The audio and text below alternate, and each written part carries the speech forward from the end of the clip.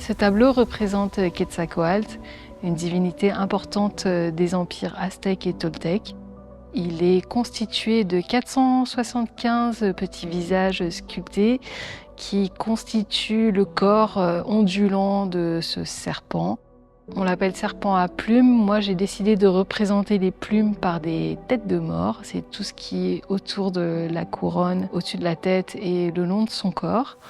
Pourquoi des têtes de mort? Parce que en fait, Quetzalcoatl, je voulais l'interpréter ici comme un symbole de transmutation, puisque c'est une divinité qui a créé l'humanité à partir des ossements humains dans la mythologie méso-américaine. Ici, les têtes de mort montrent le processus de transformation et aussi le fait qu'on passe par la mort d'un état pour en arriver à un second. Donc c'est la mort de l'individualité et de l'ego pour arriver à une forme de conscience collective unifiée.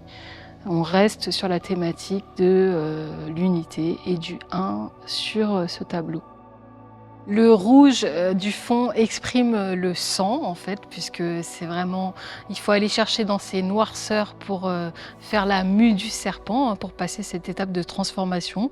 Donc il fallait quelque chose qui soit vraiment très fort et très symbolique. C'est pour ça que je suis partie sur des coloris très rouges et forts pour le fond, qui contrastent en fait avec le vert des têtes, qui s'inspirent directement de minerais comme la serpentine, qui sont aussi une référence à le vert des écailles du serpent.